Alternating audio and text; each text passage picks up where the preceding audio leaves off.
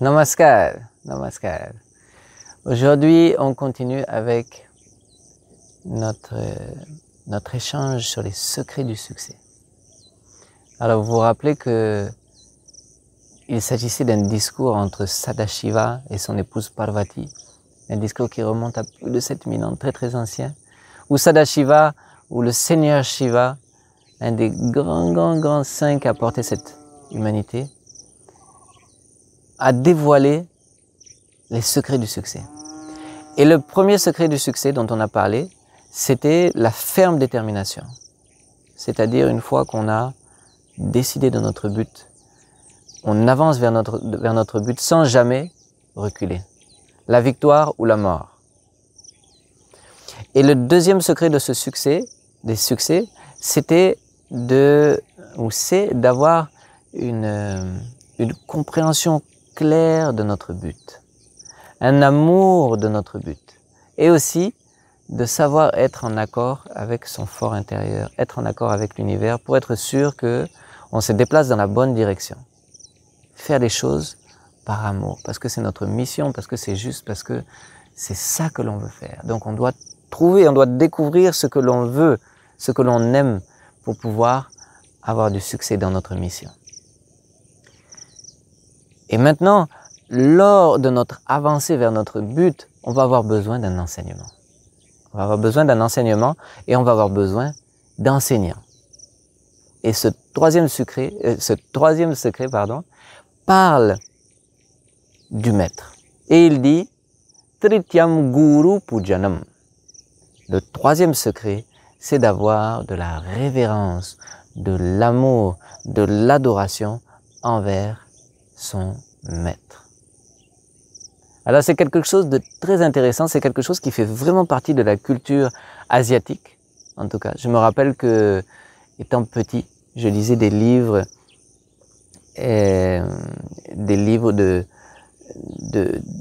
asiatiques, de jeunes hommes, de jeunes femmes qui partent à la recherche de leur maître, par exemple, qui font des arts martiaux et qui veulent vraiment devenir performants dans leur art et qui partent à la recherche du maître et qui trouvent ce maître qui va leur donner les réponses, qui va leur donner l'enseignement auquel ils ont besoin pour pouvoir grandir. Et ça me fascinait beaucoup. Et moi qui étais un peu perdu dans mon adolescence et dans ma jeunesse, à savoir qu'est-ce que l'on doit faire, comment est-ce que ça marche cette vie-là, j'avais déjà cette idée que j'aimerais bien rencontrer quelqu'un qui puisse me guider.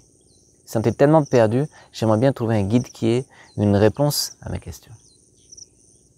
Et lorsque j'étais en Inde, la première fois, j'ai été très étonné de voir, parce qu'il y a beaucoup de temples en Inde, et lorsque vous entrez dans un temple, les disciples de tel ou tel maître qui est à l'origine de ce temple, donc il y a sa statue, où il y a l'image du maître, et les disciples viennent et se prosternent. Quelque chose qui est un peu effrayant pour nous, en tout cas en France, où il y a une espèce de peur du gourou, une peur de maître, une peur de l'adoration, une peur de se perdre sous l'influence, une influence peut-être néfaste.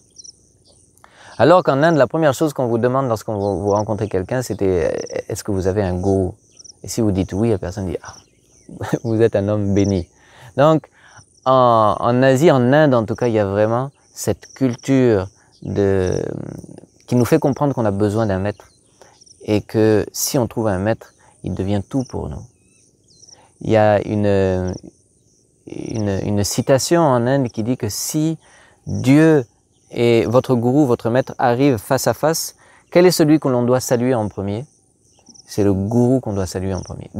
C'est devant le gourou qu'on doit se prosterner en premier. Pourquoi? Parce que sans lui, vous n'avez pas accès à Dieu. C'est le conduit qui vous permet de connaître le but ultime qui est Dieu. Donc c'est quelque chose qui est vraiment établi dans cette culture-là. Et qui pour nous, occidentaux, souvent est un peu, peut-être même parfois choquante au début, et c'est quelque chose il est parfois difficile à acquérir, et on va en parler aujourd'hui. Alors la connaissance vient d'où? La source ultime et primordiale de la connaissance, c'est la conscience suprême. la conscience suprême, Brahma. Et en sanskrit, on dit Brahma eva guru reka na para. Ça veut dire le seul gourou, en fait, le seul maître, c'est cette conscience suprême. Cette conscience suprême, c'est un flot de connaissances. Et ceux qui se sont tellement approchés de la vérité, ceux qui sont nos prophètes, nos saints aujourd'hui, qu'est-ce qui s'est passé? Ou ceux qui ont fait de grandes découvertes scientifiques, ils se sont concentrés sur l'objet qu'ils étudiaient et ils sont arrivés à se reconnecter à une source. Ils appellent ça peut-être l'inspiration, un eureka. D'un seul coup, on comprend, on découvre quelque chose. Et le mot découvre veut dire ce qu'il veut dire. On découvre une vérité qui existait déjà. Et cette vérité, pour nous, c'est la conscience suprême, c'est-à-dire un flot de connaissances. Lorsqu'on arrive à se connecter de la même manière qu'on se branche sur une prise, on acquiert cette connaissance. Donc, il y a différents conduits à la conscience suprême. Il y a eu différents prophètes, différents saints. Et finalement, toutes les personnes qui sont plus élevées que nous sont des personnes qui sont un peu plus transparentes à cette vérité et qui sont nos enseignants aussi. C'est pourquoi, depuis notre plus jeune âge, nos premiers enseignants étaient nos parents. Ensuite, nos frères, nos sœurs, nos amis, ils sont tous aussi nos enseignants. Et dans cette culture indienne, toujours pour revenir à l'Inde, il y a une grande culture du respect envers les parents, envers les aînés, ici aussi en Afrique. Et c'est très très important. Les parents peuvent avoir des défauts. Nos aînés peuvent avoir des défauts, mais ils ont beaucoup d'expérience. Ils ont beaucoup d'expérience et il y a de fortes chances qu'ils en savent plus sur la vie que vous-même. Et lorsque vous arrivez à développer ce respect, développer cette révérence, vous tissez un conduit pour que la connaissance puisse être transférée de l'un à l'autre. L'amour est ce qui nous relie les uns aux autres. S'il n'y a pas d'amour, il n'y a pas de lien. Et s'il n'y a pas de lien, la connaissance ne peut pas passer du maître au disciple ou de l'enseignant à l'élève. Je me rappelle, étant étudiant, c'était très simple. Hein. Là où j'avais des bonnes notes, c'est là où j'aimais mon professeur. Et là où je n'aimais pas le professeur, c'est la bulle, c'est zéro. Des zéros. Je me rappelle notamment d'un professeur de lycée, un professeur de physique-chimie, que j'ai adoré.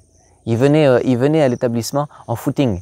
Et puis, lorsqu'il arrivait, il prenait sa douche, il mettait un costard correct, mais il gardait ses baskets. Ça m'avait beaucoup étonné.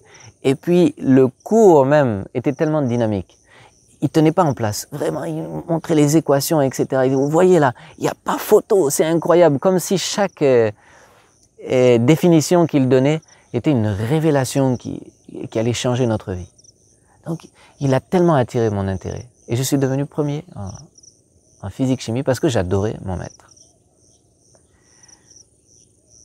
Donc, l'adoration du maître est ce qui vous permet non seulement au maître de pouvoir s'ouvrir et de pouvoir exprimer ce qu'il sait, mais c'est aussi ce qui permet à l'élève, au disciple, de venir s'approprier sa connaissance. Sans amour, point de connaissance. C'est pourquoi ce troisième secret dit Trityam Guru Pujanam. Avoir l'amour de son maître. Bien entendu, avant d'adorer tout ce qu'est le maître, il faudrait avoir un minimum de discernement, à savoir qui est le bon maître. Est-ce que la personne qui va être votre enseignant est une personne adéquate pour l'enseignement que vous voulez recevoir?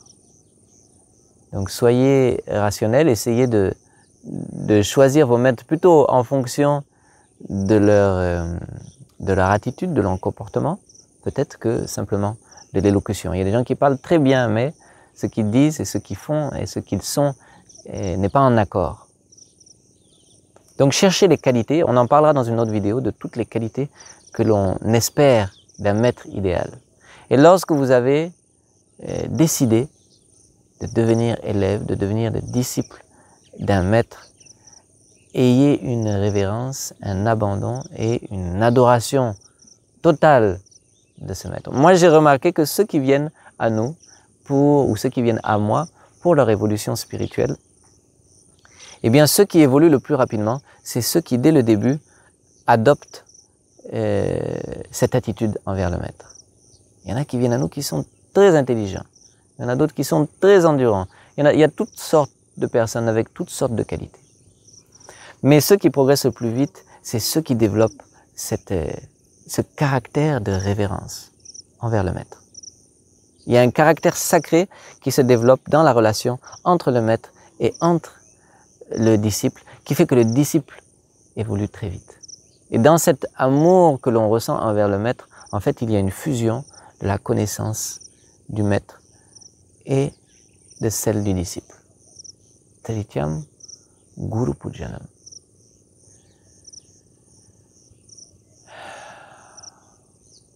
Voilà le troisième secret.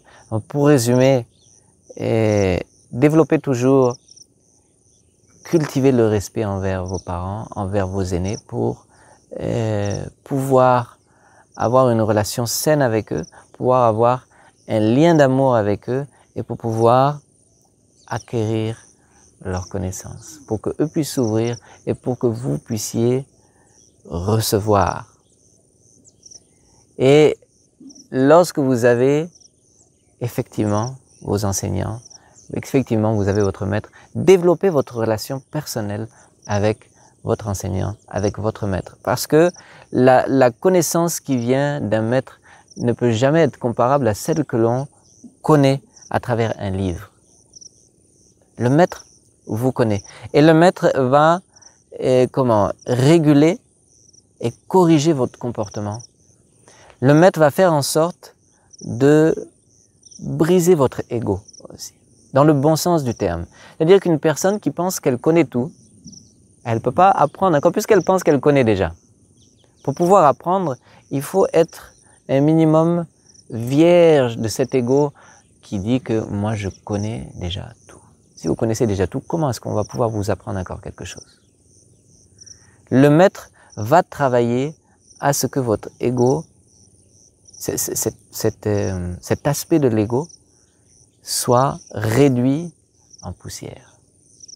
Et lorsque cet aspect de votre ego est réduit en poussière, votre mental devient comme une feuille vierge dans laquelle des graines peuvent être encore posées, des écritures peuvent être écrites et il y a la possibilité de l'apprentissage.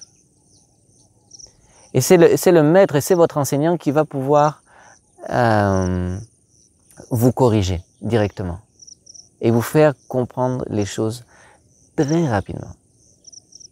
Je me rappelle de l'histoire de Ramakrishna et un de ses disciples. Ramakrishna était un grand saint, pourtant c'était un analphabète, quelqu'un de très simple, mais qui avait une dévotion envers Dieu incroyable et qui était un être réalisé, un être illuminé, et qui rapidement, après son illumination, a eu beaucoup de disciples. Et un jour, un de ses disciples vient à lui et lui dit « Oh, Ramakrishnaji, je n'arrive pas à progresser dans ma méditation. Voilà 2 années que je médite, que je m'efforce à à respecter toutes les règles et je n'arrive pas à progresser. Donc, je me demande est-ce qu'il y a un problème dans la méditation, dans ma pratique, je ne comprends pas. » Ramakrishna le regarde en souriant, il dit « Viens, on va faire un tour, on va faire une promenade. » Et les deux se lèvent et le Gange passait juste à côté, et donc ils se promènent le long du Gange. Et Ramakrishna restait silencieux. Et à un moment, il regarde le disciple et il dit « Avançons-nous dans l'eau. » Et donc il s'avance dans l'eau et l'eau monte maintenant jusqu'au niveau des genoux, l'eau monte, il se retrouve dans l'eau jusqu'au niveau de la taille. Et soudainement, Ramakrishna regarde son disciple dans les yeux, sort ses mains, prend la tête du disciple et la plonge sous l'eau. Le disciple est sous l'eau maintenant. Il se demande ce qui se passe, il attend quelques secondes, mais la pression des mains de Ramakrishna ne diminue pas. Donc les quelques secondes deviennent bientôt 1 minute, et voilà notre disciple à bout de souffle. Comment ça? Vraiment à suffoquer et à vouloir retourner à la surface pour respirer. Et au dernier moment, Ramakrishna a lâché la pression, le disciple est remonté. Et quand il regarde Ramakrishna, il dit « Mais tu es fou !» Et Ramakrishna sourit, le regarde dans ses yeux et lui dit « Le jour où tu auras un tel désir de rencontrer ou de connaître Dieu comme tu as eu le désir de respirer aujourd'hui, tu seras prêt pour faire une expérience spirituelle. Donc vous voyez, ce genre d'enseignement, ce n'est pas un enseignement qu'un livre peut vous donner. C'est le gourou seulement. C'est le gourou qui vous connaît, qui connaît votre faiblesse, qui connaît les pièges mentaux dans lesquels vous êtes englués et qui peut délier ces liens et vous faire progresser rapidement.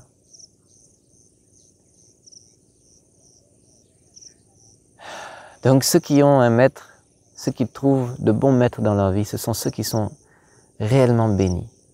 Mais il y a la qualité du maître et il y a la qualité du disciple aussi.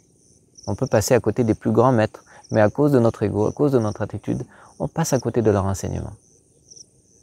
Donc le disciple aussi doit acquérir cette qualité, différentes qualités. Et la première qualité, c'est celle de la révérence envers son maître. Merci beaucoup. Namaskar.